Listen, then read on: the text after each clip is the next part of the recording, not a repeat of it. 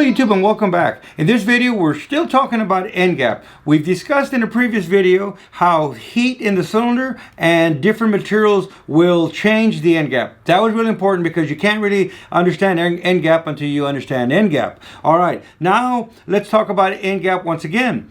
My next video after this one will be how to cut or file the end gap. Can't really start telling you how to cut or file the end gap if you don't know how to put a ring in a cylinder and check the end gap properly. It may seem simple and basic. We are under training, and in the training mentality, I want to go ahead and get everybody up to speed so when we watch the video on how to file or cut the end gap, you already know how to even check the end gap. Because if you can't check the end gap properly, you shouldn't be cutting an end gap. So let's get you up to speed on how to even check the end gap, because you may not have to cut an end gap. If you're doing a boosted application, anything with a power adder, guess what? You don't need to go buy an oversized ring. You're going to end up cutting the end gap wider because you got a boosted application. So that being said, Danny, tell me, how do I get to it? We're going to get out there and I'm going to show you how. I've made some tools. There's tools you can buy. There's tools that I've made. I'm going to show you what I've used. I'm going to show you how you can use it, a piston as your tool. And we want to get the piston parallel to the deck.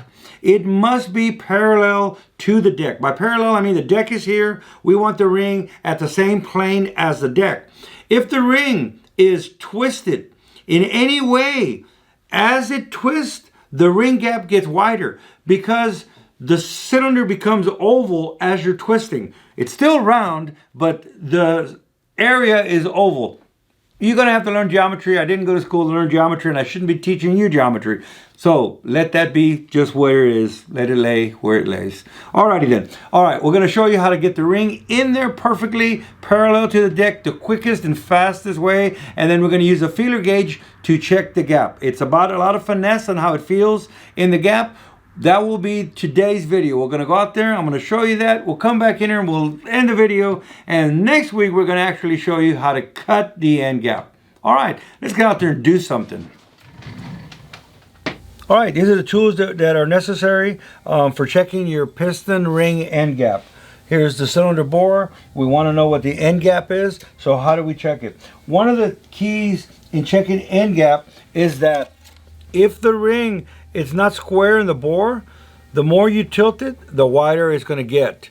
The more you start straightening it up, the tighter it's going to get. So it's very important that it be in the bore perfectly parallel and flat to the deck. Unless you got a 409, people, or a Volkswagen. And we're not going to go all the different engines that might be a little off. So what could you use to set the ring in the bore? Here's a tool that I made from a cylinder sleeve. I put some tape on it to not scratch anything up. I put some washers on the end. I tack welded them on there. A nice little handle. And what that does is it allows you to push the ring down flat into the bore. Here's another tool. Took a piston, an old racing piston, put some washers on it, and that allows me to put in the bore, to push the ring down in the bore perfectly flat. So the important thing is that it be flat. It doesn't matter that it's exactly the size of the bore.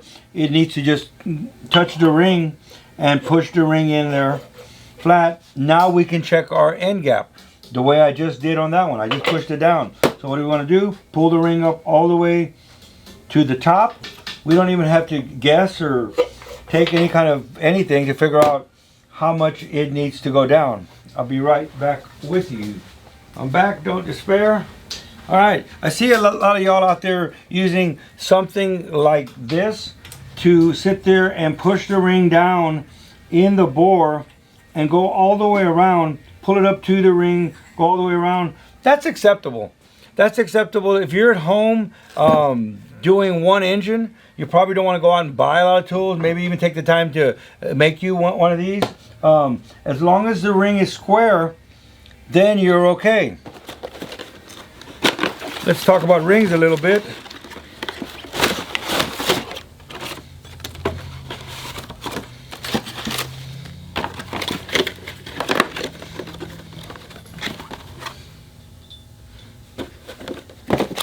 A tip, if you're at home I will have the link down at the bottom. I promise this time for some of these tools if you want to go out and buy some tools. But here's a tip. There's the oil ring. What if we could put the oil ring on the piston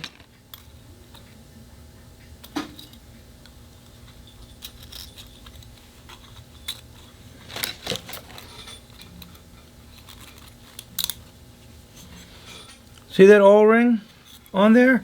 Check this out. Voila! I'm using the oil ring to stop the piston perfectly flat, and now my ring is square in the bore.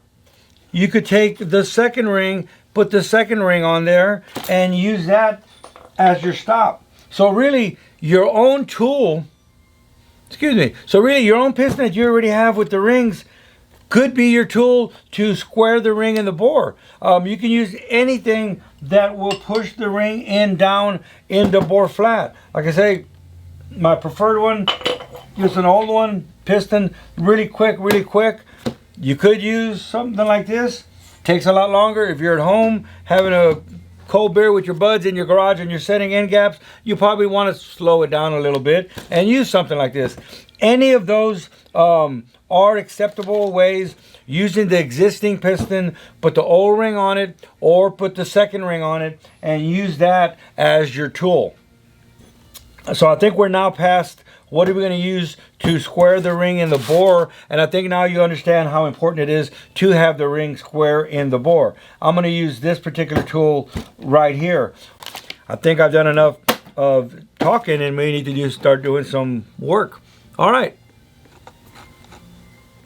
This particular piston right here, we want 6.5 on the top ring and we want 4.5 on the bottom ring. That's 0.0065. That's 6.5 thousandths.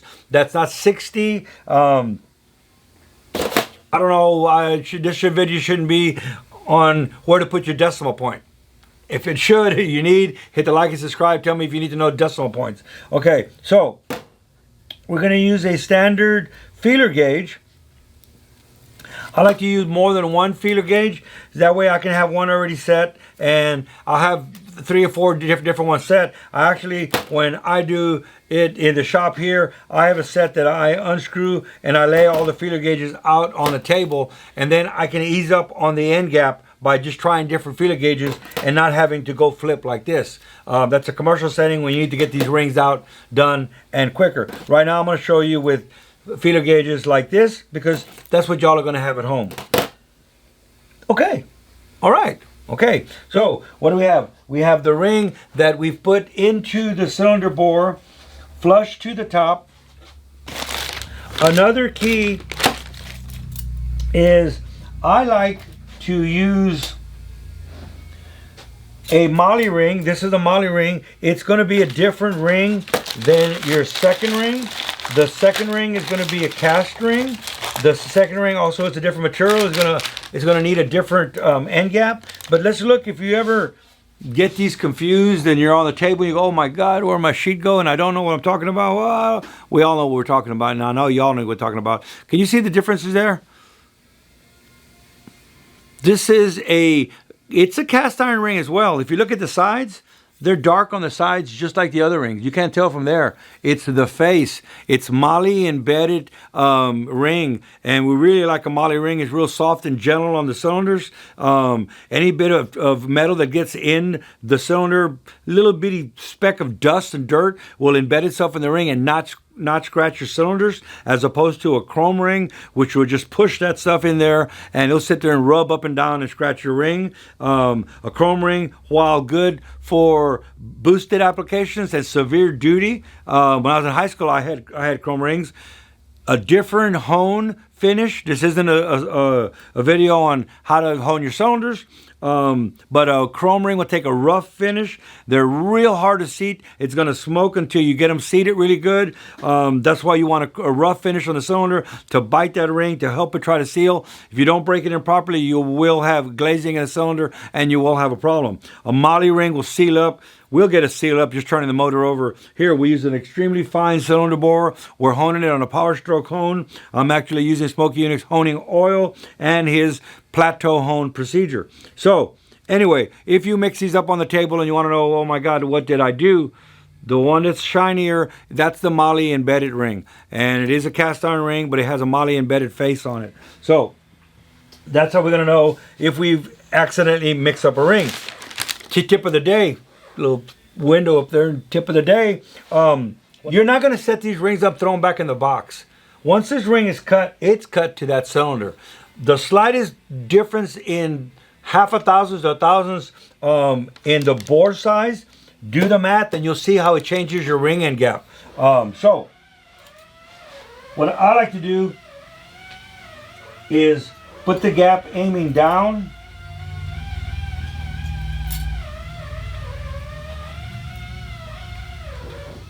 On all the rings. This ring now, it's pretty much going to be for this cylinder. What am I doing? I'm squeezing it in and putting the gaps aiming down where I can use a feeler gauge to check my end gap. I got them all pulled up now to the top.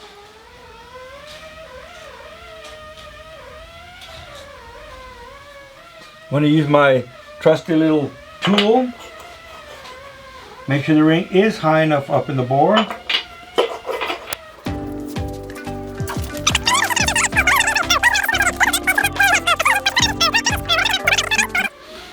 Okay, all my rings now are pushed all the way up to the top. If you have any questions, bring them up again. There's no problem. Push it down, spin it, and now our rings are ready to check and see what the end gap is on them right now. What do we have?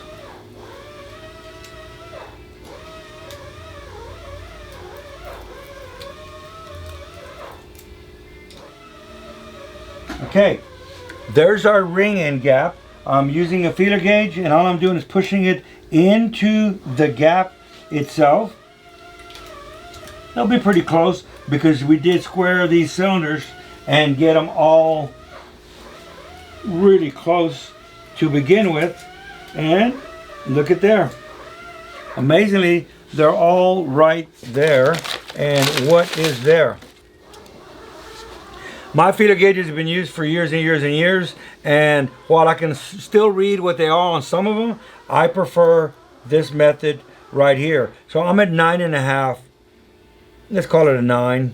I'm at 9. So right now we have 9 thousandths. What do we want for the top ring? We want 26. How do we get to 26? We did our math. It's a 430-inch bore. We timed it times 0.0065, which is 6.5 thousandths. That equals 0.026, which is 26 thousandths. Our second ring is a 30-inch bore, so it's 4.030 times 0.0045 equals 18 thousandths, 0.018. So I've done the math. Most of y'all can probably do it up here in your head. Get your grandkids out here and do your math. So now I know what my target is. My target is 26 on the top ring, 18 on my second ring. I have 9. I gotta cut my second, actually this is my top ring. I gotta cut my top ring now to get it to 26. Why did I start with the top ring? The reason I started with the top ring is that when I'm done with these rings, I will push those rings to the bottom of the cylinder, get them out of the way, and I'll put the second ring in the bore. I'll go ahead and cut the second rings in. They're going to stay in the bore. As I'm ready to assemble the engine, I will pull 2 rings out at a time. And guess what? When I'm putting the ring on the piston, the oil ring goes on first, correct? Then the second ring, then the top ring. Now you know why I put the top ring at the bottom. I don't need to be pulling them out and juggling rings around. The ring I pull out of the bore first is my second ring. Put them on the piston. The ring I pull next is the top ring. So I go in reverse. Top ring first, push it down to the bottom when I'm done, then the second ring. Just the tip of the day. That's the way I do it. A lot of people go there, do them, take them out, take tape, wrap tape around them, number them, put them on a table. Awesome. Your home, your DIY. You can take a week to set your end gaps. Every night come home and cut 1 ring. Tag them with a piece of tape. However you do them, it's fine. The rings will have a dot aiming to the top. If there isn't a dot or a bevel on the ring, it can go on either way. Well, I can do a whole other video just on rings and how to install rings without breaking them, how not to twist them, about the end gaps, which way the bevel should be aiming. All of that is on the sheet of paper that comes with your rings, and I don't think it's necessary, but what do I know? Leave me a comment. While you're at it, stop right now, hit the like and subscribe button. Okay, so we got another tip of the day. My favorite set is this set of feeler gauges here. And what do you notice in this feeler gauge, besides they're extremely old and loose, is look what I have written on the feeler gauges.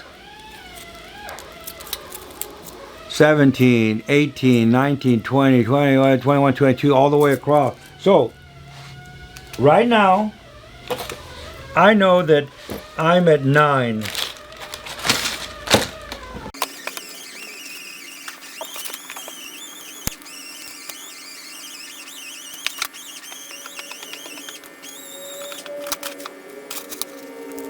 Don't be hating, people. Don't be hating. My favorite tool, I got a piece of coat hanger that I just used to hold my rings. Okay, so voila, this is what I do. I lay out all my feeler gauges on a table, and I can ease up on it.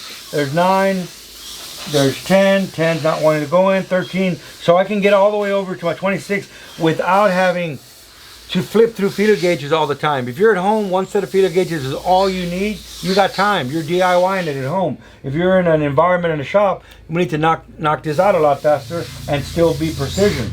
So, probably wondering, Danny, why don't you just get with it?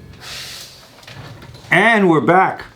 I left that way and came in that way. Y'all get that? All right. I know it seems like a simple video. Once again, we're in training, and I want to get y'all up to speed of how to properly check the end gap before you start cutting it. You're going to start cutting an end gap, and if you don't have it in there parallel, all your numbers that you're getting aren't right, and you can't move forward. So we need a good foundation, and that's basically all this video is. It's a simple video of how to get a ring in there square in the bore to check the end gap. Doesn't seem complicated, but you wouldn't understand, or you would understand if you could believe how many people put a ring in there crooked and then try to check the end gap and give me all kinds of weird numbers.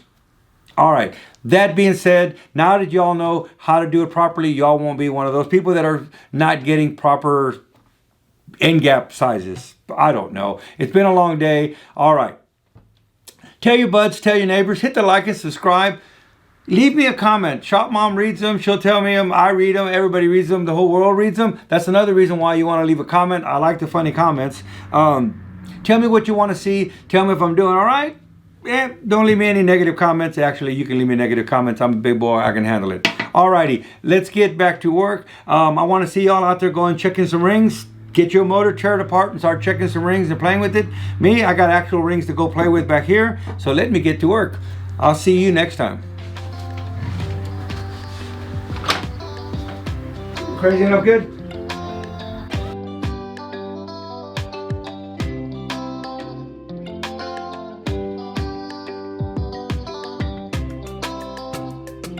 Hello YouTube and welcome back. In this video we're going to be talking about end gap, and I know you're thinking we're still talking about end gap. It's real difficult. It's a touchy subject. Beep. Hello YouTube, in this video we're going to still be talking about end gap, and welcome back. And should have gone there first. All my rings are in now just where they're at. I've checked them all, they're all at 9. Now I'm going to go ahead and use my ring cutter, which I like to mount at the back of the engine stand. You could mount it to your table, you could mount it to your hip. I mean, that's just up to you. And I have it right here. Another tip of the day. The gap, when we squeeze this, I'm always looking up at the light, and I can see between my eye and the light up there. Besides, now I got a white dot on my eye. I can really see real easily looking.